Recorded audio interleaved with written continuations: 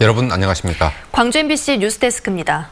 나주에 사는 22번째 확진자는 16번째 확진자, 그러니까 여동생과 접촉한 뒤에 광주에 있는 직장에도 나가고 나주에서도 광범위하게 활동했습니다. 그런데도 질병관리본부는 접촉자를 아내 1명으로 분류했습니다. 너무 소극적인 대응이 아니냐는 비판이 나오는 가운데 16번째 환자와 접촉한 접촉자 수도 오락가락하고 있습니다. 먼저 송정근 기자입니다. 22번째 확진자 A씨는 설날인 지난달 25일 16번째 확진자인 여동생과 함께 식사를 하다 바이러스에 감염된 것으로 추정됩니다. 어제 확진 판정을 받기까지 전남 나주 자택에서 직장인 광주 우편집중국까지 출퇴근을 했습니다. 또 부업으로 재배한 딸기를 나주 혁신도시의 한 마트에 납품하고 근처의 식당에서 식사까지 했습니다. 그런데 질병관리본부는 접촉자가 A씨의 아내 단 1명뿐이라는 입장입니다. 22번째 확진자는 16번째 확진 환자의 가족으로 현재까지 확인된 증상은 없으며 접촉자 1명은 검사 결과 음성이었습니다. 22번째 확진자는 지금까지도 아무런 증상이 없기 때문에 무증상 기간에 만난 사람은 감염 가능성이 없다는 게 당국의 설명입니다. 하지만 감염 우려 때문에 우편집중국이 폐쇄되고 딸기를 납품받은 마트가 자체적으로 영업을 중단한 것과는 대조적입니다. 여동생인 16번째 확진자가 접촉한 사람의 수도 들쭉날쭉입니다. 최초 발표된 접촉자 수는 306명이었지만 어제 질병관리본부는 378명으로 늘었고 오늘은 다시 362명으로 줄었습니다. CCTV로 접촉자를 분류해보니 중복자가 있었다는 설명입니다. 포인트별로 예를 들면 병원이나 뭐 이런 데 접촉 사례가 뭐 엘리베이터를 탔다든지 뭐 이런 거에서 중복이 돼서 쭉 그놈을 다 이제 올렸죠. 이런 가운데 16번째 확진자가 설날인 지난달 25일 광주 남구의 한 마트에 들려 설 선물을 샀던 사실이 뒤늦게 확인되면서 해당 마트는 점포를 소독하고 잦은 휴업에 들어갔습니다. 마트 업주도 현재 자가격리된 상태입니다. 설 명절 선물 세트 사갔다고 하더라고요. 가는 길에, 삼포 가는 길에. 그래서 계속 마트 아파트 관광하고 나오지 말라고 하더라고요. 한편 1차 검사에서 모두 음성 판정을 받고 광주 소방학교에 격리된 접촉자 가운데 7명이 발열 증세를 보여 2차 검사를 받았지만 모두 음성으로 재확인됐습니다. MBC 뉴스 송정근입니다. 신종 코로나의 여파 때문에 기아자동차와 금호타이어가 잇따라 공장 가동을 멈춥니다. 협력업체들이 줄줄이 타격을 받게 됐고 자동차 업계 전반으로 파장이 미치게 됐습니다. 보도에 이재원 기자입니다. 하루 2,100여 대의 차량이 생산되는 기아자동차 광주 공장. 다음 주 월요일과 화요일 이틀 동안 군용 차량을 제외한 모든 차량의 생산 라인이 멈춰섭니다. 중국발 배선뭉체 수급 차질이 광주 공장의 생산 라인을 멈추게 만든 겁니다. 이에 따라 수백 개에 달하는 협력업체들이 줄줄이 타격을 입고 있습니다. 당장 최대 협력업체 가운데 하나인 금호타이어가 내일과 모레 이틀 동안 공장 가동을 멈추고 일제히 휴무에 들어갑니다. 연관성이 강한 자동차 산업의 특성상 기아차의 휴업이 장기화될 경우 영세 협력업체들은 큰 타격이 불가피합니다. 광주시를 비롯한 유관기관들은 대책 마련에 들어갔습니다. 광주시는 그린카 진흥원의 지원센터를 설치하고 300억 원의 자금을 지원하기로 했습니다. 또 금융기관들도 긴급 자금을 편성해 지원에 나서기로 했고 현대 기아차 그룹도 자체적으로 1조 원 규모의 자금을 협력업체에 지원하기로 했습니다. 공업체들이 영업하는데 사업하는데 차질이 없도록 시에서 할 수 있는 모든 것들을 다 지원할 계획입니다. 다행히 중국 쪽에서 부품 수급이 재개되고 있다는 소식도 들려오고 있지만 정상화를 쉽게 장담할 수도 없어 가동 중단의 장기화에 대한 지역사회의 우려도 커지고 있습니다. MBC 뉴스 이재원입니다.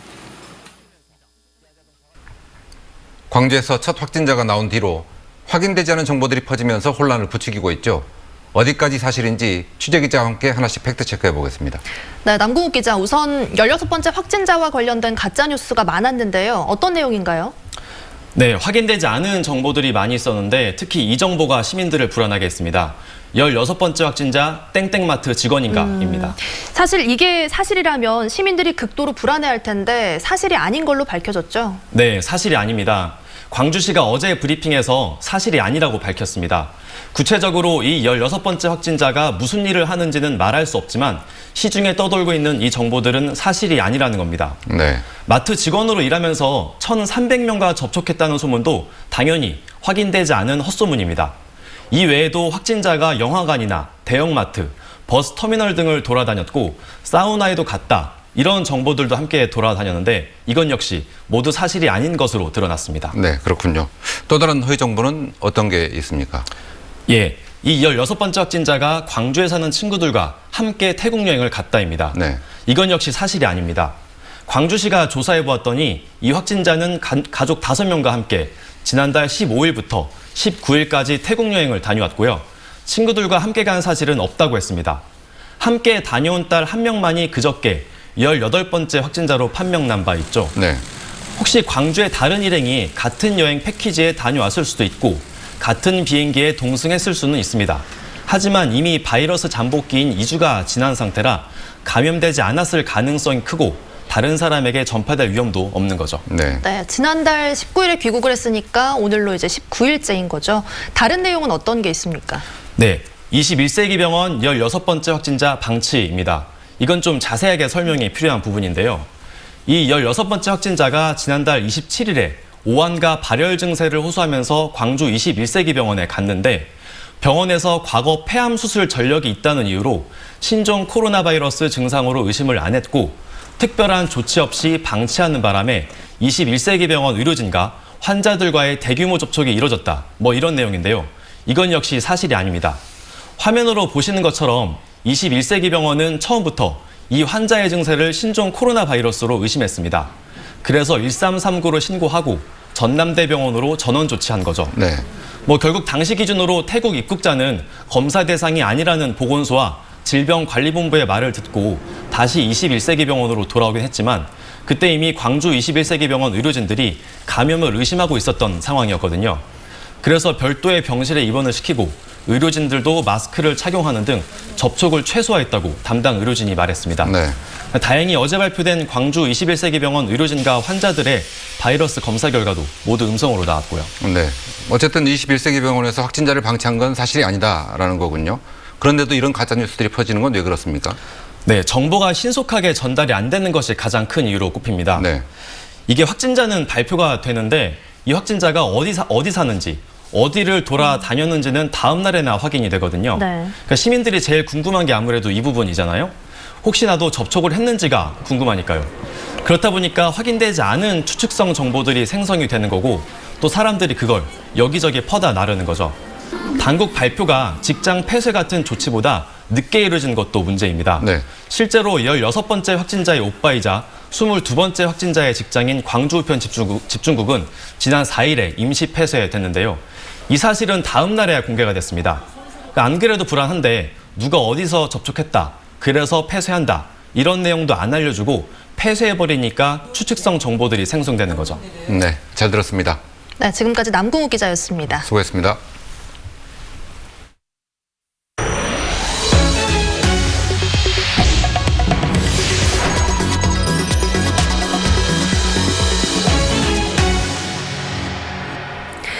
잇따라 확진자가 나오는 데다 근거 없는 괴담까지 돌면서 마스크 품귀와 사재기 현상이 나타나고 있습니다.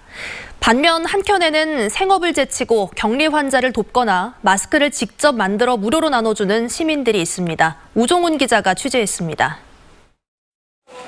광주 송정역에서 바구니를 든 시민들이 다른 시민들에게 마스크를 나눠주고 있습니다. 마스크를 두고 왔거나 구하지 못해 불안해하던 시민들은 한숨을 돌립니다. 그러니까 좀 따뜻하고 이제 그래도 다른 사람도 좀 생각을 해주는구나. 좀 다음에 나도 그런 거 있으면 좀 생각을 해줘야겠구나라는 생각이. 오늘 하루 마스크는 총 130개가 나눠졌는데 모두 자원봉사자들이 직접 만든 겁니다. 시민들은 광주에 첫 확진자가 나온 지난 4일부터 마스크가 부족하다는 소식에 재봉틀로 손수 만들기 시작했습니다. 시민들이 직접 제작한 마스크에는 이처럼 감염병을 예방할 수 있는 수칙이 적혀 있고요. 마스크는 유기농 천으로 돼 있어서 재활용할 수 있도록 만들어졌습니다. 일단 일요일인 모레까지 1,500개를 만들어 시민들에게 나누고 이후에는 모금도 받아 신종 코로나 확산이 진정세를 보일 때까지 마스크 나눠주기 봉사를 계속할 계획입니다. 미싱하신 분들이 수업 들고 막 배워가지고 하는 거예요. 다 잘하신 분이 온 게 아니고 순수한 자원봉사. 광주에서 확진자가 나왔다는 소식에 생업을 제쳐두고 나선 이들도 있습니다. 택시 운전사 노한복 씨를 비롯한 30여 명의 시민들은 광주 21세기 병원 환자들이 격리된 소방학교에서 생활관 청소와 배식을 도맡고 있습니다. 이들에게는 하루 12시간씩 교대 근무를 하는 고됨보다 격리 환자들이 바이러스 검사에서 음성 판정을 받은 것이 더욱 큰 기쁨입니다. 고맙다 그죠.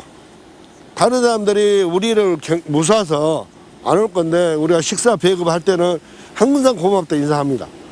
이외에도 기차역을 지나는 시민들에게 손세정제를 뿌려주거나 무료 급식이 중단된 노인들에게 음식을 배달하는 나눔도 이어지고 있습니다. 지역사회가 위기를 함께 이겨내자는 움직임은 5.18 때 주먹밥을 나눴던 광주 정신을 떠올리게 합니다. MBC 뉴스 우종은입니다. 광주시 교육청이 광주 광산구와 북구 지역 유치원에 대해 휴업 연장을 권고했습니다. 광주시 교육청은 확진자의 거주지와 병원이 있는 광산구 유치원은 오는 17일까지 휴업하고 광산구와 인접한 북구 지역 유치원은 11일까지 휴업하라고 권고했습니다. 또 감염병 확산을 예방하기 위해 오는 17일까지 학교 체육시설 개방을 일시 중지시켰습니다. 광주 본부세관이 신종 코로나 바이러스 확산에 따른 수출입 기업의 피해를 최소화하기 위해 통관애로 지원센터를 운영하기로 했습니다. 통관애로 지원센터는 긴급 조달이 필요한 수입원 부자재는 24시간 상시 통관 체제를 유지해 신속하게 통관할 수 있도록 지원할 예정입니다. 세관은 또 피해가 발생한 업체에 대해서는 최대 1년까지 무담보로 관세 등의 납기 연장과 분할 납부를 지원하고 환급을 신청할 경우 당일 환급을 결정해 지급하기로 했습니다. 광주시 교육청이 임용시험을 통해 중등교사를 선발했지만 당초 계획된 인원에서 8명은 충원하지 못했습니다. 광주시 교육청은 보건과 사서, 전문상담 교사 등을 포함한 중등교사 임용시험 최종 합격자 86명을 홈페이지를 통해 발표했습니다. 이번 시험에서는 당초 94명을 선발할 예정이었지만 장애 구분 모집에서 과락이나 결시 등의 이유로 8명은 충원하지 못했습니다. 광주시 감사위원회가 시내버스 준공영제에 대한 특별감사를 실시해 16건의 위법 사항을 적발했습니다. 적발된 버스 업체들은 차량 정비비 명목의 지원금을 차량 구매와 보험료 등으로 사용했고 결혼이나 사망 등 경조사비에 지원금을 사용한 업체도 있었습니다. 광주시의 시내버스 재정 지원금은 지난 2007년 196억 원에서 2018년에는 639억 원으로 해마다 늘고 있습니다. 생후 9개월 된 아기를 아파트 5층에서 던져 숨지게 한 친모가 징역 10년을 선고받았습니다. 광주지법 형사 11부는 아기를 살인한 혐의로 구속 기소된 38살 유모 씨에게 징역 10년을 선고했습니다. 재판부는 피고인의 지적 장애를 고려하더라도 9개월 된 아이를 힘들고 짜증난다는 이유로 살해했고 재판 내내 후회나 반성이 없다며 중형 선고가 불가피하다고 밝혔습니다.